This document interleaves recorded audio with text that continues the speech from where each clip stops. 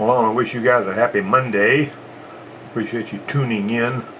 And I often thought about how whenever most of us have worked on enough of the same kind of car or same kind of cars. I knew when I was at the dealer I typically tended on the drivability end anyway to know the weak links on the Fords and the Jeeps and stuff that I worked on. The people that work on that particular platform all the time kind of know where to go to find the problem, typically, especially if they've seen it several times before. Now, sometimes you can think you know what the problem is because it masks itself and looks like something you've seen before, and you can get thrown for a loop. But typically, the person that has worked on these vehicles, whatever vehicle that you're working on for the first time, might think they're a little smarter than you are because, well, I already knew that. You could have asked me and I would have told you. And that's kind of what Identifix is about, where you go on Identifix and you put in a vehicle with a problem and you look for, it's like having a room full of mechanics that have worked on all kinds of cars, and half a dozen of them raise their hand and say, every time I've ever seen that on a, Dodge Dakota of that year model with that engine, it's been this and this and this, and it kind of gives you an idea of where to look. The problem is, you have a tendency to want a quick fix rather than reasoning things out. And sometimes you can get so spoiled by getting known concerns fed to you like that that you lose the ability to troubleshoot. So if you go reaching for this known concern bucket and you don't see one in there, now you're frustrated because you have to go and figure it out on your own without any help. And I'm all about sharing knowledge and asking people when I don't know. But this one that I'm going to talk about today, as soon as I start talking about it, some of you guys that are familiar with these vehicles are going to say, well, I knew right to start with what that was. But there was a surprise or two on this one here. And I like to try to sort things out and figure out why things turn out the way they do. And it's not always as easy as it seems to do that. So let's get started here. This is a 2007 Honda Element. And my oldest son bought this vehicle when it was not very old. I mean, it was a car that was on the local car lot over here, and he had come for a visit, and he decided to trade in the old Malibu his wife was driving and get this Honda Element. And this was years ago. I think he did this, must have been back in 09 or something, or maybe 2010. And the vehicle wasn't very old at the time. And so he gets this thing, and he drove it for a long time. So he decided he wanted to get rid of it. And my youngest son's oldest boy, Tyler, had got to driving age, and he was going to need something to drive. And my oldest son, Tyler's uncle, says, I don't know what I'm going to do with this Honda Element because it's probably not worth very much. It runs good. Instrument cluster had gone south, you know how they do on those. And he says, I said, well, why don't you sell it to Tyler for his first car? And so he sold it to Tyler for a really low price so Tyler could get into his first car without having to spend a fortune on it. Of course, Tyler had to replace a couple of window regulators not long after he got it. So he had to work on it some. But this one here, it developed a problem, and Tyler had been driving it a pretty good while. And about a year or so ago, they had put a starter on it. It was a rebuilt starter. I think they hired that starter put on there or something, because at the time my youngest son didn't have time to, help put a starter on it, so they just hired somebody to put one on there. But it was a rebuilt one that they got from the parts store. So anyway, here we've got this buzzing noise under the steering column whenever they turn the key, but it won't start. And it started out, not doing this all the time.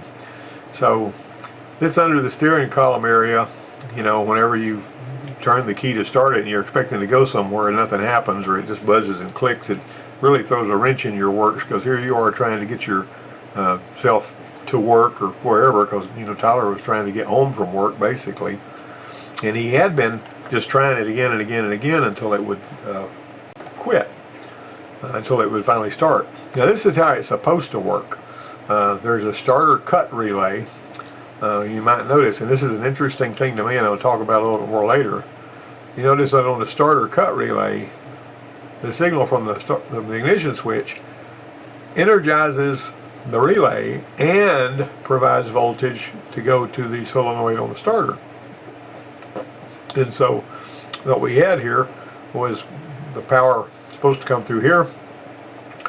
If the relay, if it's not in park or neutral, then there will be no ground here, and this relay will remain open and it won't start. That's how they have it. They lock out the starter by putting this starter cut relay in there. Now, not all starter cut relays are there for the same reason, but technically are there. Cut the starter cut. They're there to cut the starter out where, in some circumstances, it won't work. General Motors vehicles and just about every other vehicle now, particularly the one with push button start, have got a relay that will close automatically, spin the starter until the engine starts, and the relay will drop the starter out. You know, that's far under to the old way of doing things, but one way or another, this is how this one is supposed to work. All right, so I had found out later this is a common problem on some Honda vehicles. This is what I was talking about. If anybody that works on a lot of Hondas is going to say, oh yeah, I see that every day and I know exactly what to do about it and all that. But like I say, you may get a surprise if you'll hang with me. It'll happen more and more often, and eventually becomes dominant enough to put the vehicle down. There are, customers have a tendency to do workarounds. I heard about this one lady when I was listening to Click and Clack the Tappet Brothers, and she had a Volvo that had the ignition switch down in the console there, and whenever it wouldn't start, she just poured a little water in there and then it would start. It's the craziest thing I ever heard, but was what she told them. She said, I keep a little bit of water there, and she said, if it won't start, I pour water down in the lock cylinder and it fires up. Don't ask me to explain that because I don't have a clue, but anyway, they blew them away too. They couldn't believe it. But anyway, this is the starter. Whenever my youngest son called me, and he says, Tyler's Element won't start. And so he said, and we managed to get it over here to the parts store, and they were sitting outside the parts store. And so I had him go and buy a test light, had him pull the relay out, find the starter relay first. And so I sent him on, we communicate on our phones, and I sent him a graphic showing where was the starter relay, which one it was, and all that, just to speed things up. And so he found this relay here, but he had a booger of a time getting it out of there. He had to grab it with a little pair of pliers he had, and I think he cracked the housing on the relay and all that kind of stuff getting it out of there. But he got it out of there. All right, so I hadn't seen exactly this problem before. I was 6 hours away talking to him on the phone, and this is the way it is. This is the older brother of the boy that had the Equinox that we talked about 2 or 3 weeks ago, and it's a different vehicle, obviously. And so what I said to do, I said, when you pull that relay, we remove the relay, and I says we looked for power here, and we had power here, and we looked for ground here, and we had ground here. Okay, so that ground meant that we had a ground coming all the way through the starter up here. Though don't have an open circuit here or anything, and so that power that we had here meant when you turned it out, they had to turn it to the start position. So you had power coming all the way from the battery, right? So power is making it all the way from the battery all the way to this relay. And if it's making it here, it's making it here, right? But this relay is what's doing the buzzing. Okay, so I said, now we know that we've got power coming off. So what we're going to do is we're going to jumper these terminals. He got a piece of wire and he stripped the ends off of it, but he didn't twist them together. So don't damage the terminals in that relay socket. Just feed that wire in there real gently and see if it'll start that way. Okay, so he went ahead and tried that, and they still got no starter operation. Well, the decision was made to remove and bench test the starter, which was less than a year old. They use their AA to get it towed to the house and all that. And so in the driveway out there, you can flat-footed stand in front of this thing and take the starter off. Now you got to pull this part of the intake off, and this silly plastic reservoir, right here is in the way, and you got to unbolt it from this part of the intake in order to get that thing out of there and reveal where the starter is down there. Well, they went ahead and got that pulled out of the way. If you've done a bunch of those, you can do it pretty quick. Got the starter off, and So we're going to bench test it. So they bench tested the starter the way I told them to, and the starter spun. So the bench testing went okay. Now, the bench test showed it worked fine while they were bench testing it. You don't know if you've seen that or not. But if you tried to start it about 20 times, it would start sometimes too. So, you know, after moving things around and stuff, you know, we put a new starter on it. He says, I bought a brand new starter, not a rebuilt one. Went to the parts store, O'Reilly's or somewhere, got a brand new starter that was guaranteed and all. And after we put the starter on there, it would start 60% of the time with no problem. So 6 times out of 10 when you went started, it'd fire up. The other 4 times you'd have to try it a couple of times, but it was a lot better. I mean, it was so much better. Then you're thinking, okay, but it wasn't perfect because sometimes it would still buzz whenever you tried to start it. Now that's not going to be any good because sooner or later that buzz is going to be back, and you're going to be, if it won't start every time, you need to fix it so that it'll start every time. So I said, well, what we're going to do with this is we're going to go ahead and track this a little further. Okay, so here's what we know. The new starter helped a lot, but the original problem was still there almost half the time, although it wasn't as severe. So we could have, while we had the relay out and he was working at the parts house, there wasn't a really good way to do this. Plus I'm talking to him on the phone, and it's kind of aggravating and stressful because there's all kinds of noise in his background and all that whenever he was at the parts store. We could have delivered some power here to see if it would spin the starter. It would have probably spun the starter, and that would have sidestepped replacing the starter, and we would have known to go, you know, somewhere else. But the point is, why did replacing the starter make it start so much better than with the original starter? See, that might lead you to believe, well, the starter was part of the problem, but I'll talk more about that in a minute if I don't forget it. I don't have any notes on this thing. I'm just talking from memory about what we did. Okay, so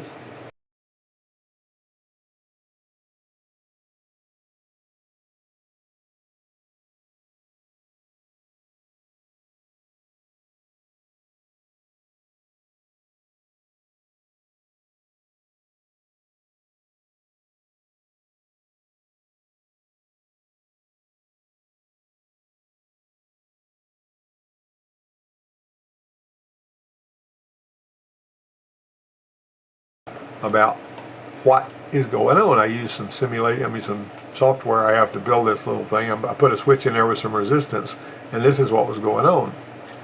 See, the starter couldn't spin, and the relay just kept snapping open and closed really, really fast, going buzz, buzz, buzz. You've probably seen this a time or two if you've done a lot of electrical work on other circuits. But the way this thing was wired up was what was causing that. It was going to do this because of the way the circuit's wired. Now see, the way I did my circuit too, I ran the power through the switch to the common terminal on the relay and also to the positive side of the coil on the relay. And of course the same ground is feeding the relay coil and the starter motor and the solenoid. I just sort of put a graphic there so you'd have a solenoid. Now let's watch and see what happens on one that's doing like it's supposed to with a new switch. Simulation is the same one. Alright, wait for it. Here we go. You notice that one there snaps the relay closed, spins the starter, not a problem in the world. That's the way it's supposed to work. Well, that's why that relay was buzzing, because you had voltage drop in the switch contacts, you see.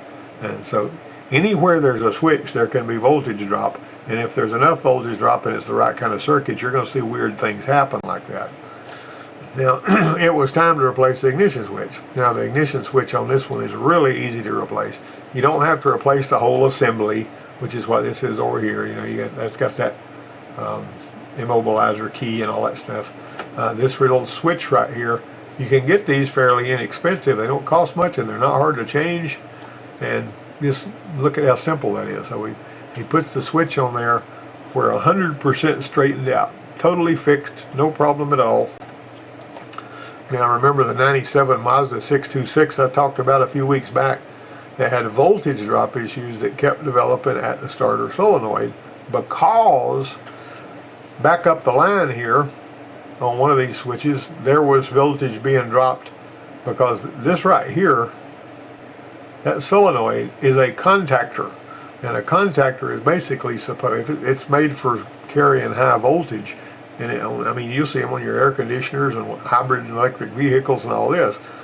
They close both sides of the circuit really fast and really hard. They snap that contact in there so fast there's no time for it to arc. But if there's voltage drop going to that starter solenoid, or that, on this Mazda it was like that, it would pull that thing in real, not so fast, and it kept scorching those contacts on that washer inside that solenoid to where they got to where they were dropping voltage, and that was feeding low voltage to the starter, and that kept burning up starter motors. Well, see, the initial problem was not with the solenoid, it was with the voltage that was feeding the solenoid from the battery. Now you notice this one had no relay that would be closed by the same voltage that was operating the starter. So see, it's got a similar problem, but the results of the problem were that it kept cooking the starter. Now, was that something that had happened to this starter on Tyler's, the first starter? Remember when we replaced the starter with a brand new and the problem was a whole lot better? It made me wonder if the earlier starter, the one that we swapped out, had been injured, the little contacts in there not snapping together as harsh as they should, to the point to where it was more difficult to make that starter work. I don't know, I'm just guessing at that, but it is interesting that when we put a new starter on it, the problem almost seemed to be completely taken care of, other than the fact that sometimes it would still buzz. Now this is that Mazda 626, the way it's wired. It has a starter cut relay, but look at what's operating the coil. The main relay feeds power to the coil, and the central processing unit for the anti-theft actually opens that relay so that whenever the anti-theft system is engaged, the starter won't work. You see, that's also a starter cut relay, but it's wired a different way. And so it's really important to look at how that thing is wired, the starter cut relay. It's got one. And consider the fact that any switch, any connector, anything can drop voltage, and when voltage is dropped, the voltage is reduced. I had an alternator one time on a Ford Ranger that was overcharging. It would sit there and it would put out like 18 volts and keep on climbing and all that kind of stuff, boiling the acid in the battery and all that kind of thing.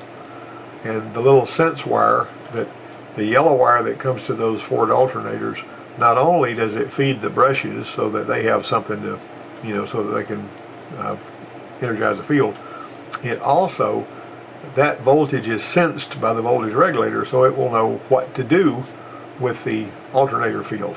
So when the voltage comes up to what it, to the 14.5 that it's calibrated to look for, it sort of reduces the alternator field. Well, on this one here, there was a connector part way between that, where the yellow wire with a white stripe comes, that it was pushed back somewhere. I can't remember. It was dropping voltage though, because I was measuring the voltage at the battery. I was getting 18 volts, but when I measured the voltage of that yellow wire with a white stripe, that sense wire, that thing was only reading like 12.5 volts.